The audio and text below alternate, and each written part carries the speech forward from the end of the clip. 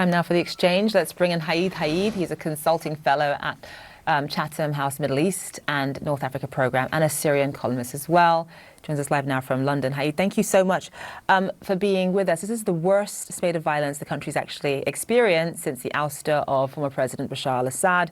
Obviously, the Alawite community are terrified right now, understandably so, especially given the fact that security forces were literally going door to door, house to house, carrying out some of these executions. How much of a test is this for the current government, just in terms of the ability to really unify the country, especially when you think about how divided Syria is with all the sort of different sects there are?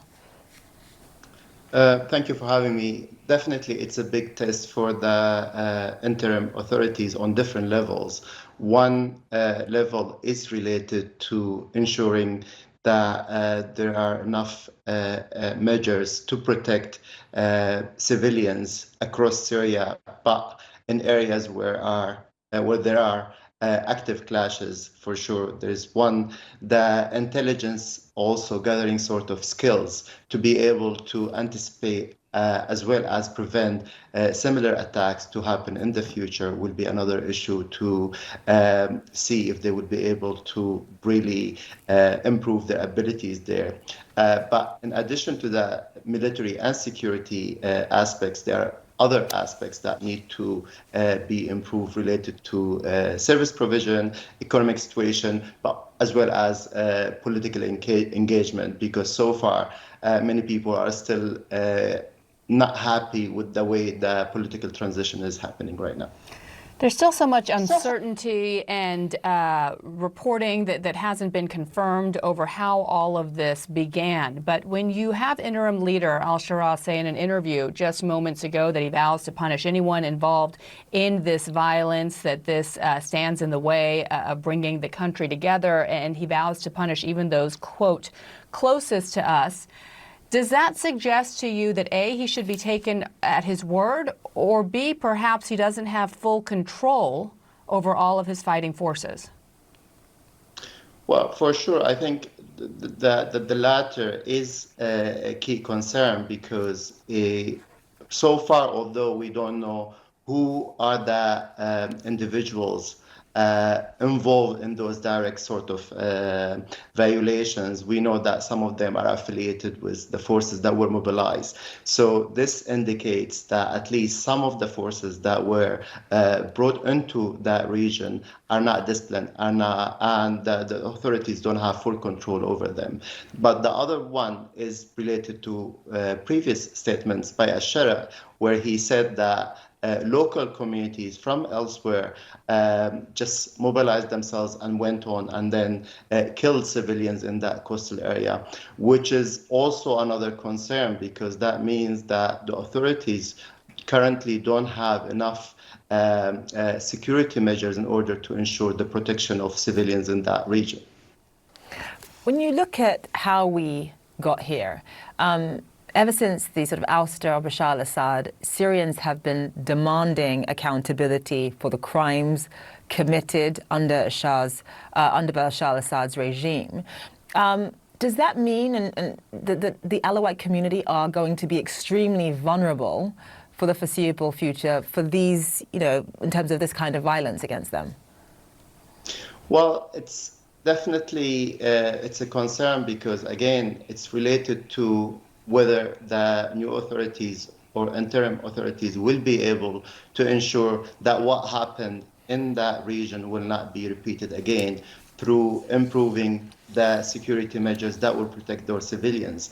If they don't do that, and in case accountability measures in order to hold those that were involved in previous violations committed by individuals linked to the regime continue to be sort of postponed, then you would expect people taking matters into their own hands and trying to basically go and do what they think is right in order to serve justice the way they see it. So because of those two issues, I think it'll be quite concerning if we don't see a change in the way that caretaker government is basically handling the situation there. So far, we have seen positive statements following those tragic incidents where they are saying that we will hold all people accountable. And I think at this point, the real test is whether those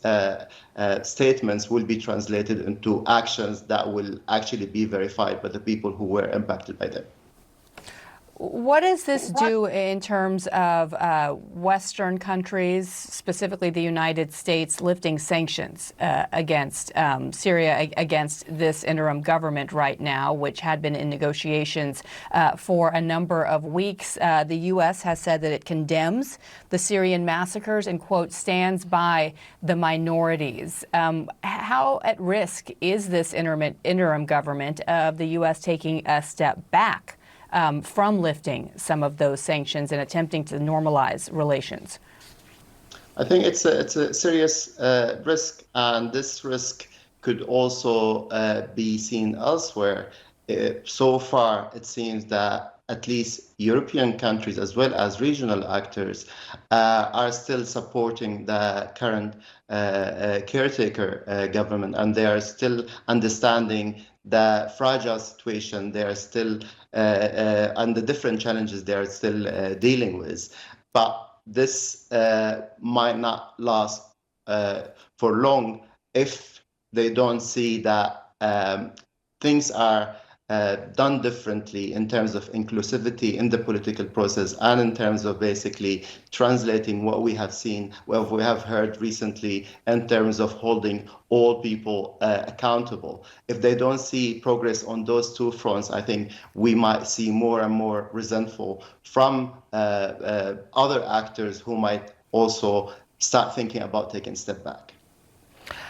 There has been, of course, some concern among security forces in Syria that members of the Alawite community were perhaps plotting just in terms of seeking revenge against the current government. And there are also concerns that Iran and foreign powers may have been involved in that as well. What are you hearing on the ground? Well, it's exactly what you just said.